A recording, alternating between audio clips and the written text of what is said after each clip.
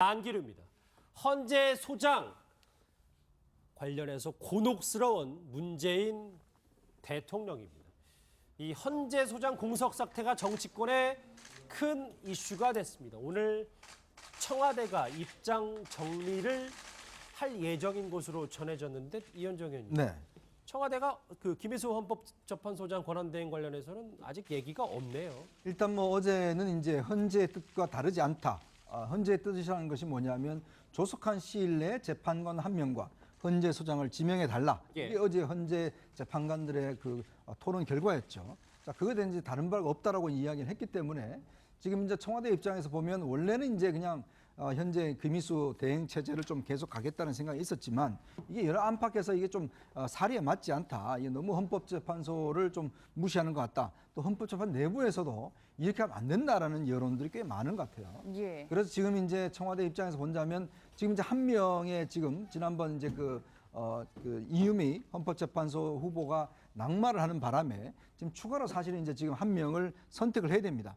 자, 그러면 이 추가로 선택하는 사람을 헌법소장감으로 하면 되는 거예요. 예. 그렇게 해서 사실 6년 임기를 갖다가 이제 시작하면 되는 것이거든요. 근데 지금 아마 그게 제가 볼 때는 아마 지금 기간이 길어지는 게 사실은 청와대 입맛에 맞는, 즉 청와대와 코드가 맞는 사람 찾기가 그렇게 쉽지는 않은 것 같다는 느낌이 솔직히 듭니다. 예. 그렇기 때문에 사실은 좀 코드를 넘어서서 좀 이 법조계 인물도 꽤 많지 않습니까? 꼭 내하고 맞는 사람만 하겠다 하니까 자꾸 늦어지는 거니까 좀 청와대도 좀 전향적으로 좀 바라봐야 될 것 같습니다. 예.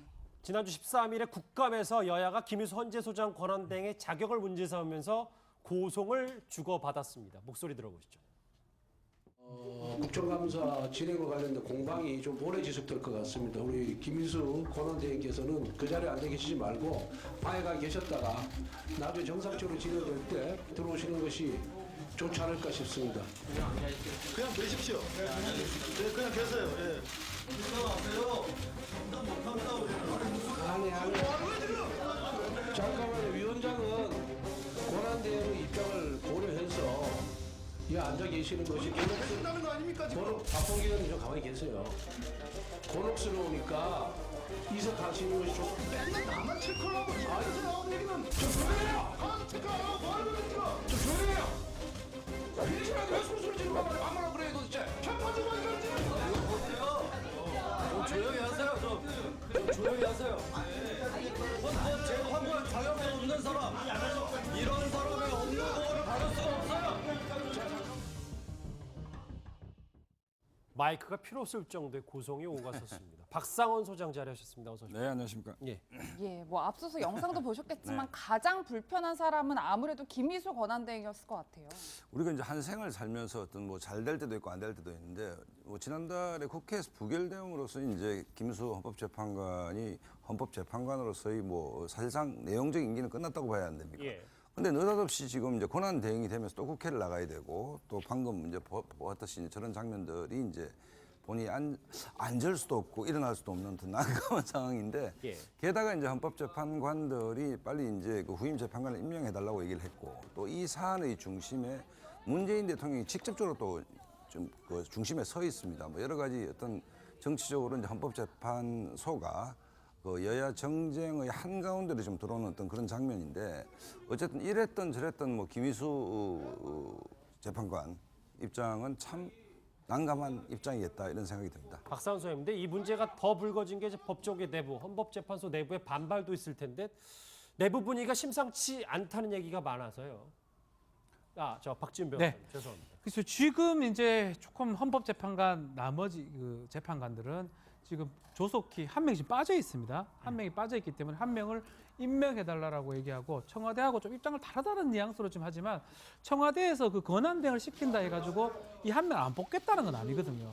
아마 약간의 의견이 조금 안 맞는 부분이 아닌가. 청와대도 아마 지금 이유정 그 헌법재판관 후보자가 낙마한 후에 빨리 인선을 하려고 하고 있지 않을까. 내년 9월까지 계속 한 명 없이 가는 것은 사실 불가능한 얘기고 또 헌법상의 헌법재판을 받을 권리 침해가 될 수 있기 때문에 예. 한 명 빨리 뽑아야 되는데 헌법재판관 원칙적 얘기를 한 것 같아요. 전원은 빨리 한 명 뽑아달라. 그리고 청와대 입장에서는 당분간 뭐 이렇게 대행을 간다는 거지 9월까지 한 명 없이 간다는 건 아니기 때문에 빨리 좀 이렇게 해결될 어떤 취합점이 보이지 않을까 생각이 듭니다. 예, 이수희 변호사님 어쨌든 청와대에서는 오늘 입장 정리를 하겠다고 이야기를 했는데 김희수 권한대행과 청와대가 물밑에서 이야기를 하고 있다고 봐야 될까요? 아니면 김희수 권한대행이 스스로 좀 결정을 내릴 때라고 저희가 봐야 될까요? 사실 8명이 아니면 김희수 그 권한대행 입장에서는 참 사임하고 싶을 상황으로 보여요. 지금 김희수 그 권한대행이 사임하면 7명이 되면은 더 좀 곤란한 상황이 되니까 어쩔 수 없이 있는 부분도 있지 않을까. 저는 좀 그렇게 이해가 됩니다. 예. 청와대에서 그러니까 뭐 다들 잘 아시겠지만 국회에서 소장으로 부동의한 인물을 권한대행으로 같은 지위에 계속 앉히려고 했다라는 이 발상 자체가 대단히 위헌적인 거죠. 이거는 헌법재판소는 어느 다른 부서보다 다른 기관보다도 삼권 분립 원칙이 절대적으로 필요한 곳이기 때문에 예. 그래서 이런 위헌적 발상에 대한 헌법재판관들의 곤혹스러움도 분명히 이 그 청와대에 대한 요구에 전 담겨 있다고 보이고요. 그래서 아마 그 문 대통령께서도 그 김희수 권한대행에게 죄송하다라는 말을 SNS에 했죠. 이렇게 곤혹스러운 상황을 만들었으니까 아마 지금 이런 반발에 대해서 청와대에서도 저는 뭐 충분히 이해한다라고 생각해요. 이거를 뭐 그 정치적 괜히 발목 잡기다라고 생각하지는 않을 거고 그렇다 그러면 청와대에서 빠른 시간 안에 뭔가 대책이 나오지 않을까 싶습니다. 근데 오히려 지금 화면 보시면 같이 보시죠. 네. 한 포털 사이트 실시간 검색에 저 힘내세요 김희수. 그렇죠. 저게 오히려 저 상황을 악화시켰다는 얘기가 있습니다. 지금 헌법재판소가 정쟁의 한가운데도 끌려 들어온 형국 아닙니까? 형국인데 이 문제가 좀 심각해진 것은 이제 문재인 대통령이 직접 이 문제를 언급을 했고 예. 그다음에 이제 느닷없이 이제 힘내세요 김희수가 포털 사이트 1위로 계속 올라왔는데 이게 이제 친문 성향의 뭐 네티즌들이 집중적으로 이걸 팔로우했다 뭐 이런 얘기까지 나오는데 어쨌든 뭐 여러 가지 문제가 있습니다. 국회도 책임이 없다 할 수 없는 것이 지금 헌법재판소장의 임기에 관해서 제도가 법적 장치가 이제 불비하지 않습니까? 이 부분을 국회도 빨리 좀 뭘 해야 될 것이고 그렇다고 해서 이걸 핑계로 예를 들어서 헌법재판관 아까 이현정 의원 설명을 잘했듯이 추가 임명을 하면 됩니다. 하면 되는데 이걸 굳이 국회에서 부결된 안을 가지고 약간 꼼수 내지 편법 형태로 뭐 예를 들어서 권한대행 형태로 유지를 하겠다 했기 때문에 판이 굉장히 커져버린 게 대통령 이 사안의 중심에 들어왔죠. 네. 그다음에 뭐 네티즌들이 힘내세요 김희수 마치 국회라는 악의 집단의 희생양이 된 듯한 어떤 이런 구도를 만들어줌으로써 헌법재판소가 정쟁의 한가운데로 끌려 들어온 데는 현 여권의 귀책 사회가 상당히 크다라고 봅니다. 그렇기 때문에 법이 불비한 것은 불비한 것이고 할 수 있는 것은 순서대로 하면 되는 것이거든요. 그런데 만약에 그 이유가 진짜로 내 입맛에 맞는 소장 후보가 없어 그런 건지 뭐 이유가 어떤지는 모르겠지만 예. 이 논란을 가중시키고 헌재를 정쟁의 한가운데로 끌고 온 데는 현 여권과 문재인 대통령의 책임이 크다고 볼 수밖에 없습니다. 예. 그제부터 이 김희수 헌법재판소 권한대행에 대해서 정치권이 총공세를 펼치고 있잖아요. 안철수 대표 오늘 이렇게 얘기했습니다. 청와대에서 공석인 재판관부터 정하고 나중에 소장을 지명하겠다는 것은 말 잘 듣는지 보고 소장으로 지명하겠다는 유치한 의도를 그대로 드러낸 겁니다. 대통령께도 한 말씀 드립니다. 눈치 보지 말고 빨리 하십시오. 한마디로 코드 인사하지 말라는 건데 이현정 의원님. 안철수 대표의 저 얘기 일리는 있다고 보세요?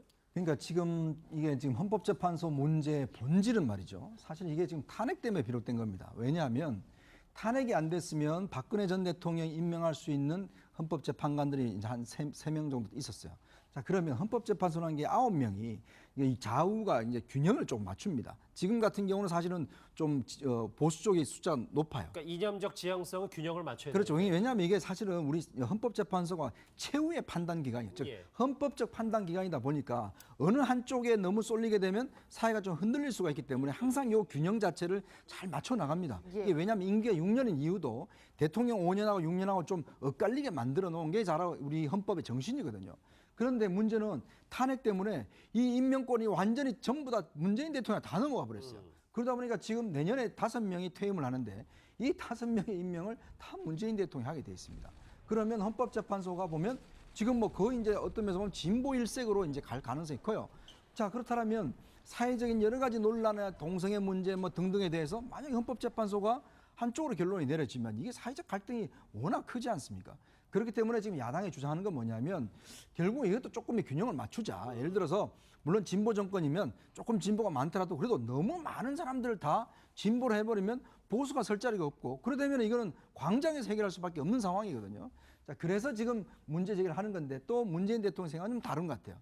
왜냐하면 김명수 대법원장을 임명했듯이 헌재 소장도 마찬가지로 좀 개혁적 인사를 임명을 해서 예. 뭔가 좀 주도를 하겠다. 그러자니까 사람을 지금 찾으니까 없는 거예요, 지금. 그래서 제가 볼 때는 지금까지도 왜냐하면 한 명을 임명하는데 이 한 명을 원래는 헌법재판소장이 아니고 그냥 재판관 한 명으로 하려고 그랬는데 지금 이렇게 돼버리니까 이 한 명이 헌법재판소장을 해야 되는 거예요. 판이 커졌죠. 그러니까 다시 지금 제가 알기로는 다시 검증을 하고 있어요. 그러니까 이게 지금 더 늦어지는 겁니다. 그래서 지금 청와대 입장에서는 굉장히 곤란한 지경이고 야당은 아니 좀 그 사람을 넓혀서 굳이 진보가 아니라 조금 중도라도 하면 되지 않느냐라고 하는데 청와대 입장은 또 그게 아니죠. 그래서 지금까지 오늘도 입장 정리가 되지 않고 있군요.